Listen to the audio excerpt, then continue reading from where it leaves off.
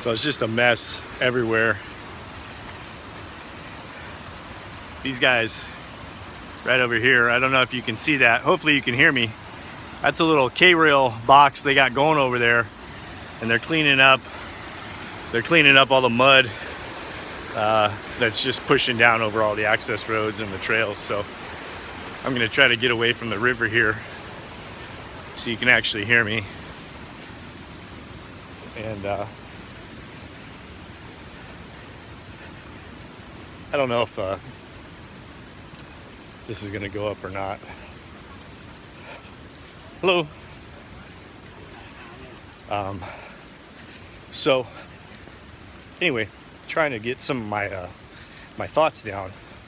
I don't know if I'd actually call this a training log. It may be. I don't even know if it's going to make it up on YouTube or anything like that. This could just be for me, but who knows. So one of the things I'm noticing, I'm going to give you a little timeline on the week. So it's Friday. It's Friday the 10th, February 10th, 2017. California, the West Coast, we've been getting hit. All these storms rolling in off the Pacific. Big storms. Big for us. Biggest we've seen in a while, and just in succession, one right after another. They're dumping a ton of rain. We're getting flooding, a lot of mudslides, a lot of road closures. Santa Cruz County, where I live, is actually, I think, considered a, whatever they call it, disaster zone, or whatever they call it at this point. But here where I work in San Jose, and I try to get out here and I try to do some lunch cardio up at Penitencia Creek, which is Alum Rock Park. It's a park that's managed by the city of San Jose. And I haven't been able to get out all week. Like, it's just been raining. 25 minutes, 21 seconds. Distance 1.2. Wait for the call out to be done. Pace 16 minutes, 54 seconds per mile. Split pace 16 minutes, 49 seconds per mile. All right, so you get an idea what my pace is out here today. But I could have come out in the rain, but I chose not to, right? You guys have probably seen some of my videos. I don't mind hiking in a little light rain. Doesn't bother me too much. But chose not to this week, so I haven't been out all week. But my wife and I did that 16.5 mile hike, which you can go back and find. So if you're watching this on Instagram, there's some posts. I don't think we put anything up on YouTube yet, but I might get something up there. Look for something that says, 16.5 miles at Nissi and Marks. But we went out and did that hike.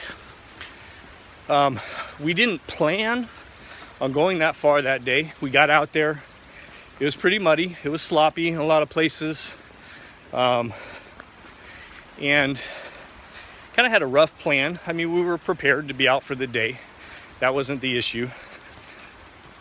And we had not hiked a lot of that park yet. So, my wife and I, we share the same physical challenges of whatever we're going to hike that day.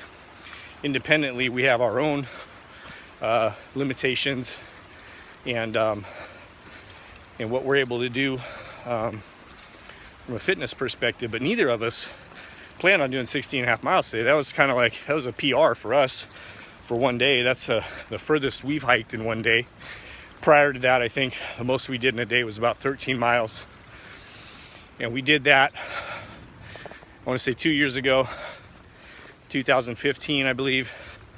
And it was the last day of the Skyline to the Sea Trail, which, depending on when you're watching this, if you're seeing it on YouTube, we do have a video for that. As of today, I do not have it up in the content, but I'm trying to get all of our old videos uploaded. Anyway, getting back to my point, is that 16.5 miles, like, we were cruising that day. Like, we got it done just over 5 hours. We gained about 1,500 feet or so of elevation, I think. We ended up at just over 1,700 feet. I mean, so it wasn't like we were just walking on flat ground.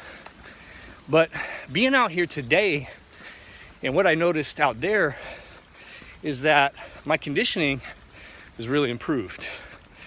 So I love that, because That day that we were out there, wasn't feeling fatigued.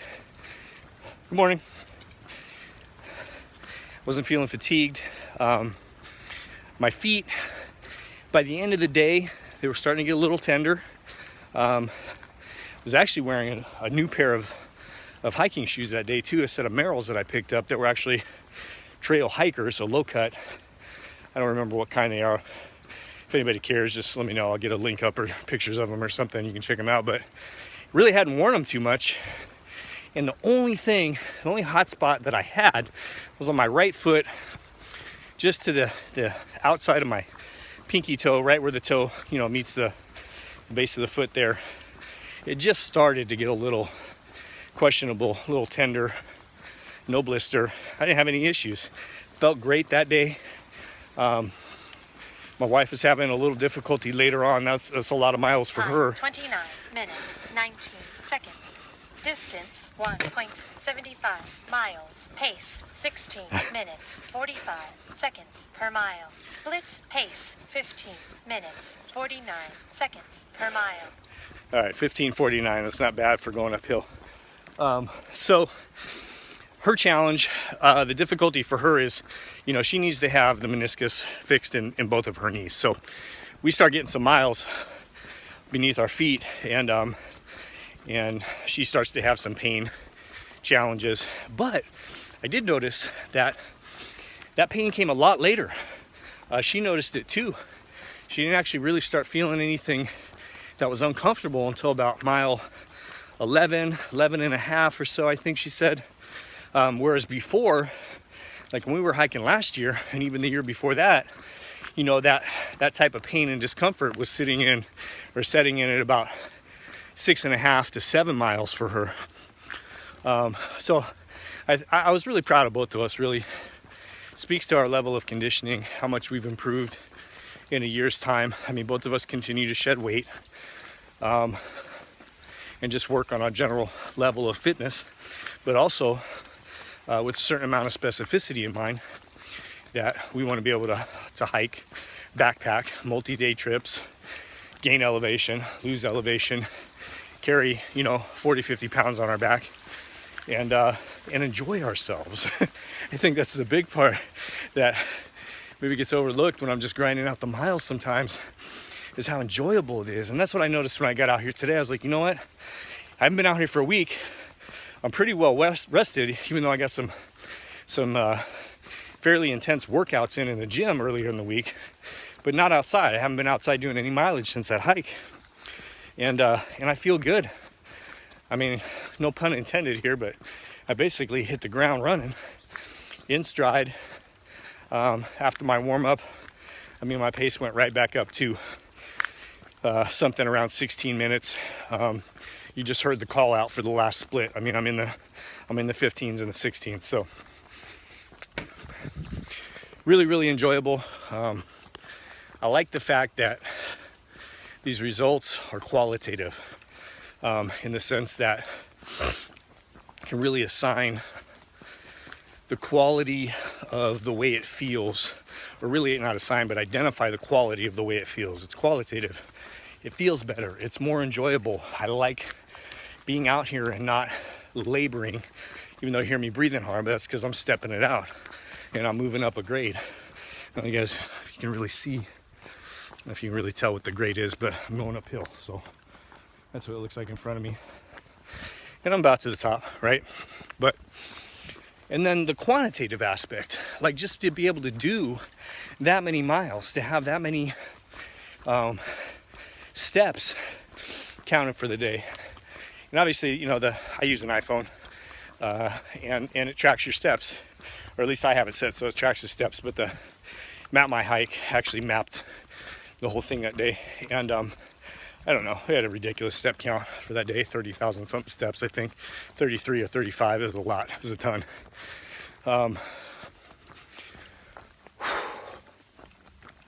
So the quantitative aspect of it, being able to measure progress, to know that I did more miles, I felt better, the pace was quicker, I was carrying a very light load. I had a day pack. We just split one day pack between us that day. One hydration bladder, which Time 33 minutes 18 seconds. Distance 2 miles. Pace 16 minutes 39 seconds per mile. Split pace 15 minutes 59 seconds per mile. that call out seems to kick on right when I'm in the middle of something. Well, anyway, I've been talking nonstop, so of course it's going to be right in the middle of something. Anyway, so that quantitative aspect is it's really nice to be able to measure the results. When you talk about being able to set a goal, achieve a goal, you know, my wife and I, we have these very kind of fluid concepts around our training because our schedules keep changing, but we're still able to establish some consistency in what we do with enough variation where our bodies are really, we're forcing our bodies to continually adapt. So we're still seeing gains, but probably not the same kind of gains that we would with, say, like a really strict weightlifting program or a really strict or I say strict or focused powerlifting program, or just a cardio program where we're just out here like pounding in a mile. So it's nice to see those numbers. It's nice to see the improvement. It's motivating. And good morning. And it tells us we're doing the right thing. So part of being out here today was just noticing that, noticing the way I felt as soon as my feet hit the trail, which is one of my favorite places to be. And I do a lot of thinking out here, and not so much purposeful thinking, but the type of thinking that occurs when you can effectively clear your mind, which, depending on what school of thought you're from, there's a lot of creativity that comes from emptiness. We could get into the whole philosophical debate about energy and creation and form. But I really love that. And as soon as I cleared my mind, as soon as I walked in and got on the road in here today, I've stayed on the paved surface the whole time today because it's really muddy. But as soon as I got here, I was just able to let that part go, and the mind cleared, and these ideas kind of started to flow in about what our recent training experience is. Now, I haven't talked a lot about this anywhere really other than with just my wife, but like I said, our goals are sort of fluid in nature, but we like to hike, we like to backpack. Her and I, we've made the commitment to each other. We're going to get to Yosemite at least once a year. We're going to try, and this year we got 2 trips that we got to try to make, which is going to be pretty challenging. But our trip to Yosemite, you know, we want to be able to hike at that elevation. Where I'm at in California, the greater San Francisco Bay Area is not very high above sea level. A lot of the bay is, you know, well below 500 feet, most of it. What's in the valley, what's known as Silicon Valley. So training with elevation to hike someplace like these Sierras presents some unique challenges in terms of getting that in. Hello. Hello. The bigger the city. So I come out here, right? I can get out here to Alum Rock Park. I can get some elevation in on my lunch break. We hike on the weekends. We look for places where we can get 37 minutes 10 seconds. Distance 2.25 miles. Pace 16 minutes 31 seconds per mile. Split pace 15 minutes 29 seconds per mile. It's going to end up being like a 20-minute video, but anyway. And we'll go out on weekends and we try to get some elevation. And so, you know, not being going out and doing that 16.5 mile hike, like we improvised the route that day. We got there, we looked at the map, we judged it based on how we felt. We probably could have been better prepared gear-wise. We were dressed appropriately, but we only had one day pack with one hydration bladder. And I didn't bring means to easily filter or treat water out of the river that day. I mean, if we absolutely had to, we could have just drank it and kind of forego you know, all that stuff that people talk about. But part of the training, part of the planning, it's all in relationship to the goals. And that's what some of the goals look like this year. And then a lot of what you'll see me doing, see us doing. I mean, my wife and I, we try to train together. And we go to the gym and we hike and we do those things together as much as possible because we really enjoy it. And we love being able to spend that time together. But you'll see several videos. Hey, good morning. You'll see several videos posted and pictures posted depending on which social media you're looking at that show us in the gym, show us doing some various other kind of miscellaneous workout stuff that we're trying. And we're a little bit limited because of my wife's knees right now, but part of the plan this year is to get her closer to starting the rebuilding process, if you will, getting the surgery on the knees to fix them. And we're just gonna have to see how that goes. So, you know, I've had people ask me, well, why don't you do this and why don't you do that and why don't you try this over here, and some of it, you know, we're limited. We really want to do things together. I myself have a chronic back pain problem. I'm not going to go into that here, but it does limit me sometimes. So, you know, her and I, we both have our limitations as to what we can do, and we have to be able to work and train within those limitations. But a couple years ago, you know, after I got up to about 250 pounds, because I was really limiting myself, going, oh, I can't do all this stuff, and then just eating and fucking eating, and turning into somebody that was very unhealthy. I got very fed up with it finally and said, you know what, fuck the limitations. Like, I'm gonna have back pain the rest of my life. It's up to me how I manage it. And so there's a little bit of a shift there, and it's a back injury that I sustained, you know, 20 years ago. That anyway, like I said, I'm not going to go into it now, but I've been dealing with it for a long, long time. Probably going to deal with it the rest of my life. It will limit me in some cases, but most of the time, it's only going to limit me as much as I think it will. So, physical pain is one thing. I don't mind the physical pain, at least now. I've learned how to train in a certain way where my mindset is I can work around the pain mentally. I can push through the pain. Physically, I know where that limit is. I know when I'm pushing beyond that limit because I do it, and I do it regularly. Time 41 minutes. Distance 2.50 miles. Pace 16 minutes 24 seconds per mile. Split pace 15 minutes 20 seconds per mile.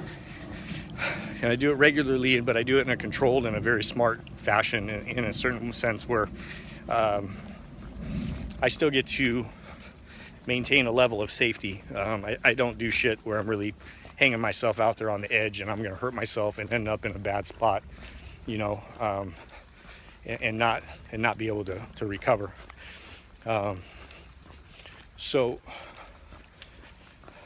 that looks a lot different than what it did many years ago when I first sustained the injury.